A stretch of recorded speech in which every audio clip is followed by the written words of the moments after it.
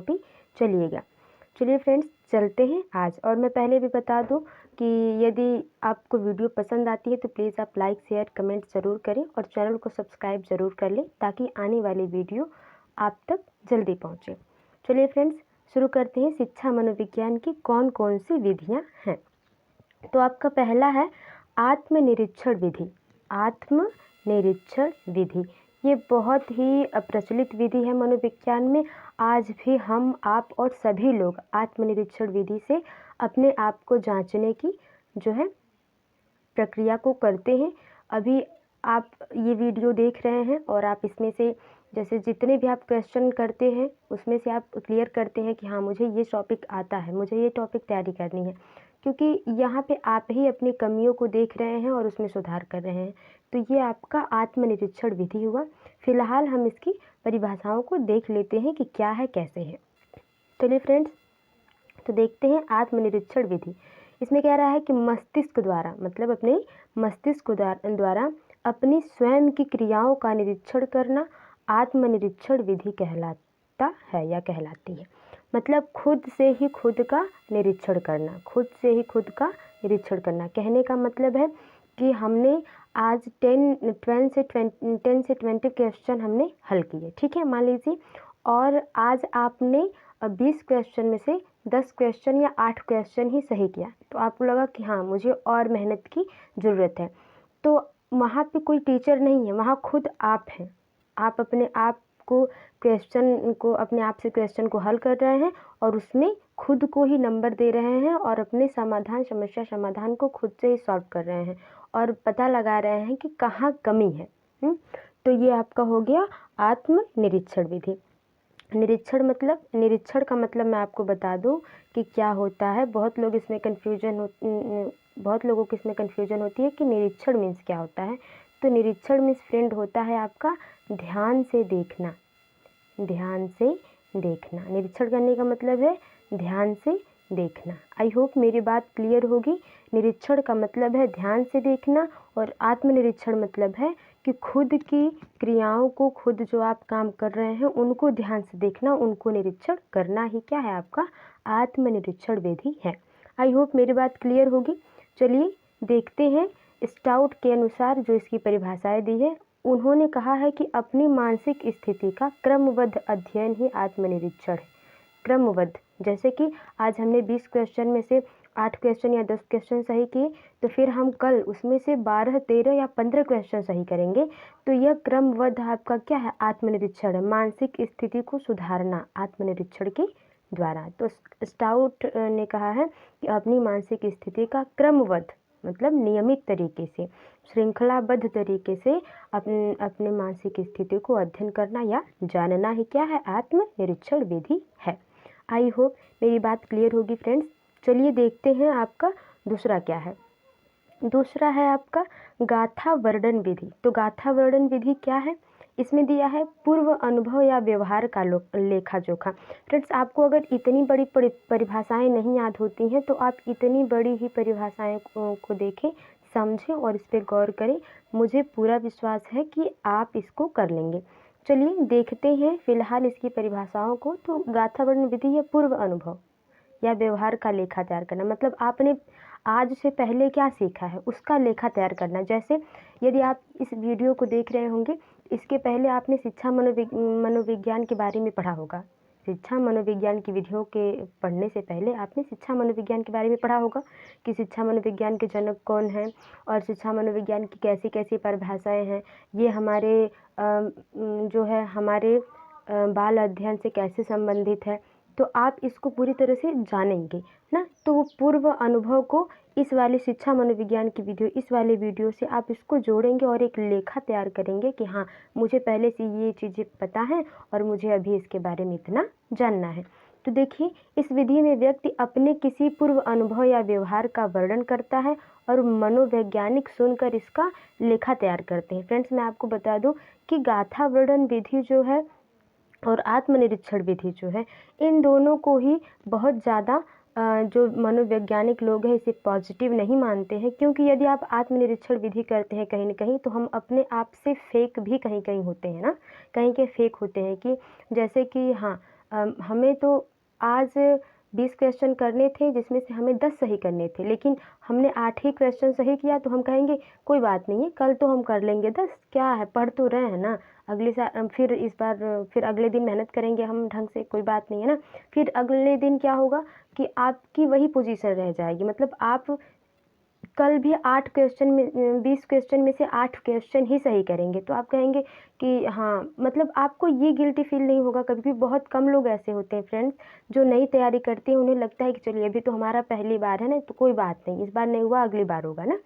तो ये आत्मनिरीक्षण की कमियां हैं कि मनोवैज्ञानिक कहते हैं कि जो हमारा दिमाग है एक साथ कई काम नहीं कर सकता, मतलब खुद को भी जांचा जाए और उसकी मानसिक स्थिति को भी देखा जाए। तो कुछ वैज्ञानिक मानते हैं कि आत्मनिरीक्षण विधि उतनी पॉजिटिव या उतनी असरदार नहीं है।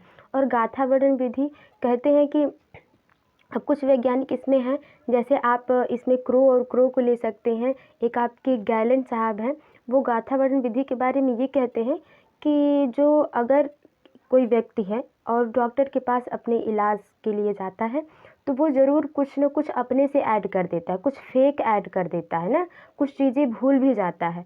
तो गाथा वर्णन विधि जो है ये पूरी तरह से विश्वसनीय नहीं है, इस पर पूरी तरह से विश्वास नहीं किया जाता, क्योंकि कोई व्यक्ति अपने पूर्व अनुभव को पूरा क्लियर तो समझा नहीं पाएगा, अगर समझा भी लेगा तो कुछ तो अपने आप से ज़रूर जोड़ देगा।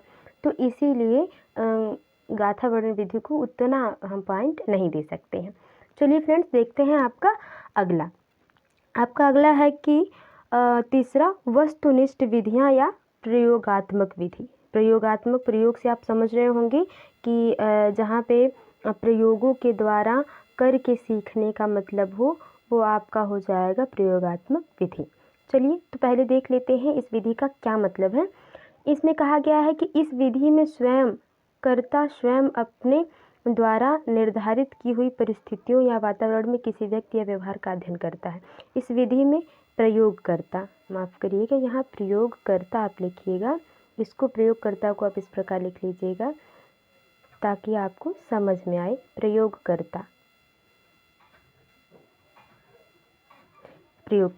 तो इस विधि में प्रयोगकर्ता स्वयं अपने द्वारा निर्धारित की हुई परिस्थितियों या वातावरण में किसी व्यक्ति या व्यवहार का अध्ययन करता है। मतलब जैसे लोग प्रयोग करते हैं ना, जैसे गुरुत्वाकर्षण बल का प्रयोग, जो जानकारी मिली होगी वो कैसे मिली होगी, उन्होंने प्रयोगात्मक विधि से ही तो चीज़ों को समझा होगा, खुद से निरीक्षण किया होगा, ठीक है। तो वो किसी व्यक्ति से कहीं से परिस्थितियों को ढूंढते हैं और उसको पॉजिटिव तरीके से लेते हैं और उस पर वर्क करते हैं, ठीक है।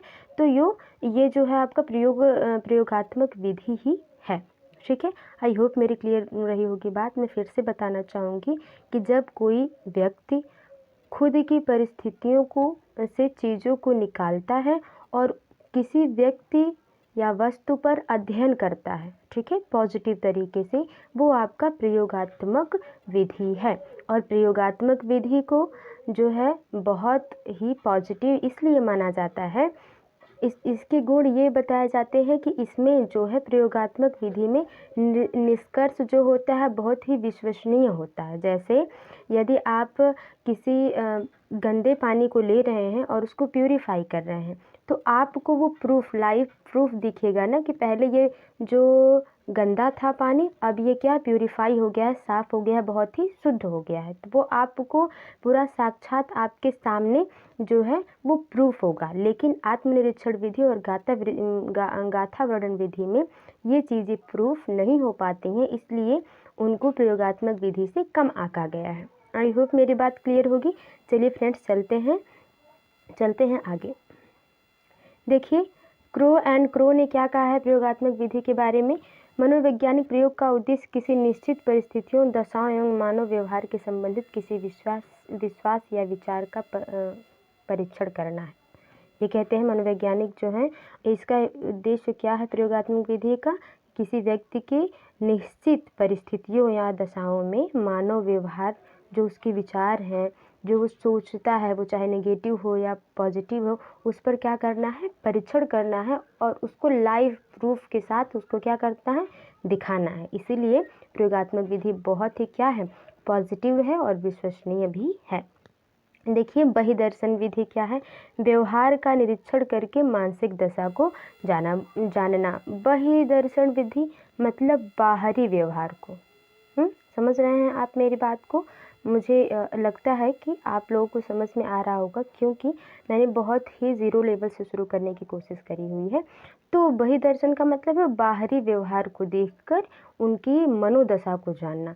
हालांकि अभी जो मनोवैज्ञानिक हैं वो लोग, बहुत लोग ऐसे हैं जो आपके व्यवहार, हाव भाव को देखकर आपको पता लगा लेते हैं कि हाँ आप दुख में हैं या सुख में हैं। कुछ गांव के लोग तो कुछ ज़्यादा ही फिलहाल। चलिए देखते हैं। और अपने फ्रेंड हैं तो वो लोग तो कुछ और। फ्रेंड लोग तो आपके मनोभाव को देख के छोड़िए ही, आपका चेहरा देख के बता देंगे कि हाँ क्या चल रहा है तुम्हारे मन में ना। कुछ फ्रेंड्स ऐसे होते हैं।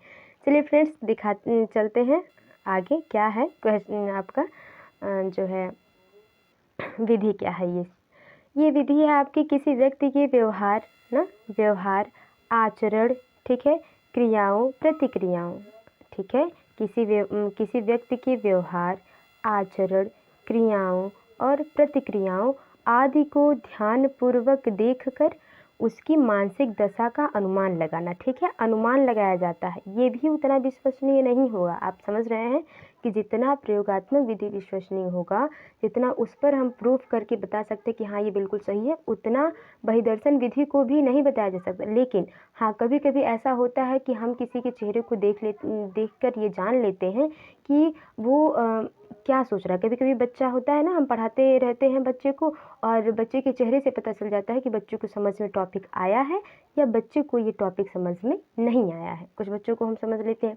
और बहिर्दर्शन विधि का जो सबसे बड़ा एग्जाम्पल मैं माँ को देना चाहूँगी, क्योंकि माँ जो है ऐसी हैं जो बच्चों को देखकर ऊपर से ही समझ लेती हैं कि हाँ बच्चे की तबीयत नहीं ठीक है या क्या प्रॉब्लम है। अभी भी हम लोग भी इतने बड़े हो गए हैं, फिर भी अगर मम्मी लोग हैं तो वो लोग बहुत ही मतलब देख के ही समझ जाती हैं कि हाँ क्या है। जो है मुझे तो ऐसे समझ आती है कि एग्ज़ाम टफ आया है कि मतलब ठीक ठाक था, तैयारी के हिसाब से था। तो बहिर्दर्शन विधि ये है कि आप ऊपर से व्यवहार को देखिए और उसके मानसिक दशा का पता लगा लीजिए।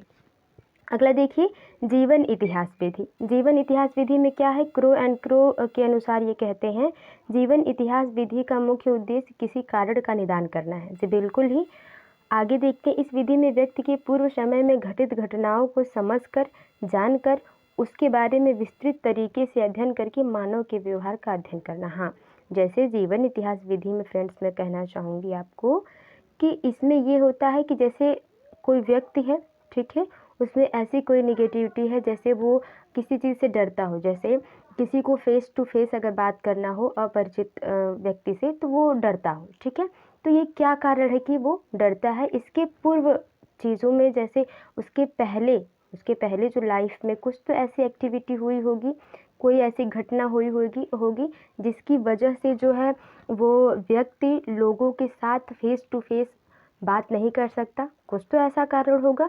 तो उसकी पूर्व घटित घटनाओं से, जैसे कि एक व्यक्ति है, उसमें कोई दिक्कत है, समाधान करने के लिए हम जाएंगे, उसका कहाँ बचपना बीता है, क्या प्रॉब्लम है उसे वहाँ, और गांव का वातावरण कैसा है या शहर का वातावरण कैसा है, किस फैमिली से बच्चा बिलोंग करता है या व्यक्ति बिलोंग करता है, कौन कौन सी उसने जो है अभी तक कौन कौन सी ऐसी घटनाओं को देखा है कि व्यक्ति उस चीज़ से डरता है। ठीक है, तो जीवन इतिहास का मतलब है उसके जीवन में जो पहले जो घटित हुई है चीज़ें, उसके बारे में पूरी तरह से समझकर उसका समाधान करना, अवलोकन कर कर अच्छे से उसके जीवन को, जो पूर्व जीवन है उसका, जो पहले का उसने समय बिताया हुआ है, उसके बारे में घटनाओं को अच्छी तरह से जानकर जीवन इतिहास विधि को क्या करते हैं, कहते हैं।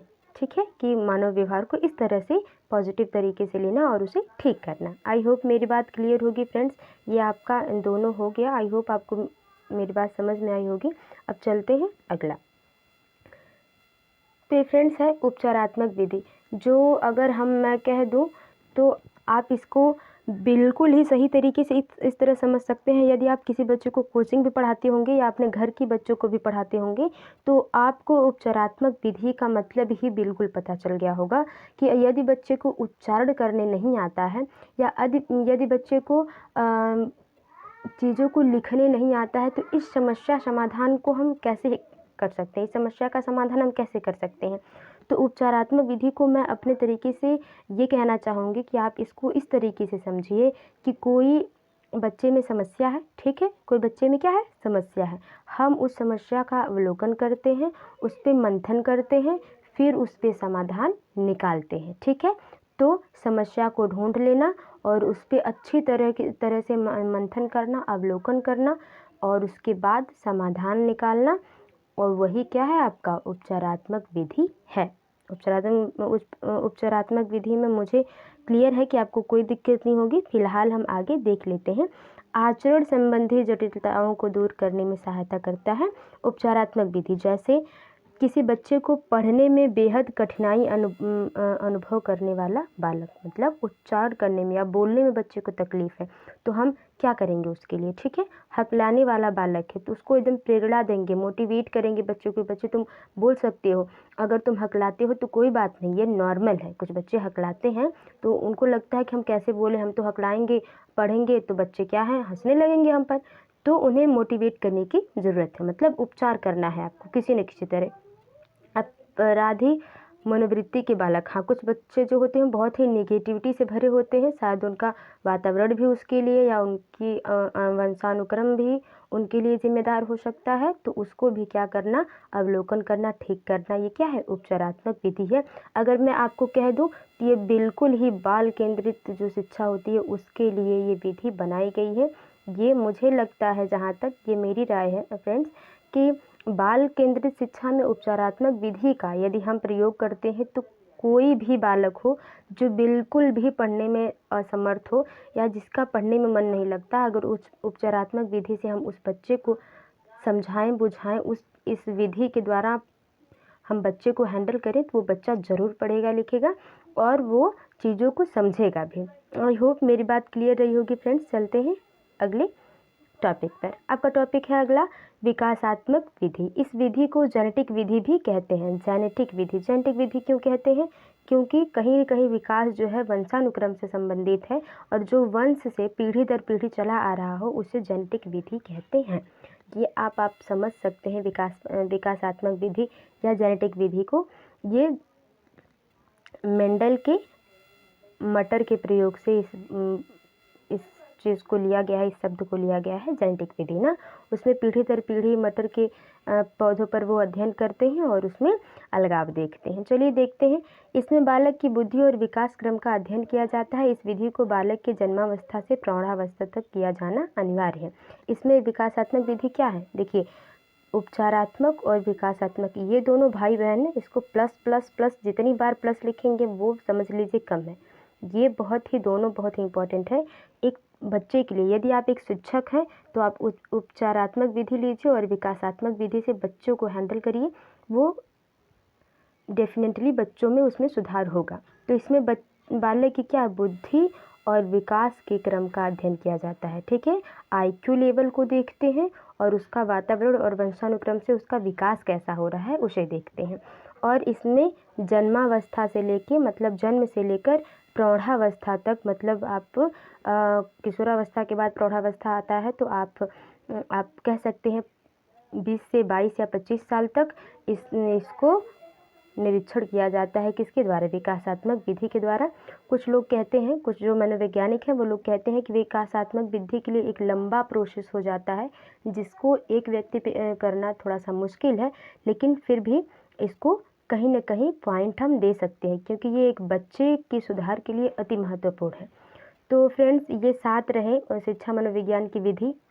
यहाँ पे अभी 7 से 8 और भी विधियाँ हैं जो मैं आपके लिए पार्ट 2 में लाऊंगी। और फिर से मैं आपको फ्रेंड्स कहना चाहूँगी कि यदि आपको ये वीडियो थोड़ी सी भी हेल्पफुल लगी हो तो लाइक शेयर कमेंट ज़रूर करें और चैनल को ज़रूर सब्सक्राइब कर लें फ्रेंड्स, ताकि आपको आने वाली वीडियो अवश्य मिल जाए। आई होप आप लोगों का और ये जो टॉपिक है वो क्लियर होगा, ठीक है। और चलते हैं फ्रेंड्स, अब अगली वीडियो तक के लिए bye bye, take care and video को देखने के लिए धन्यवाद।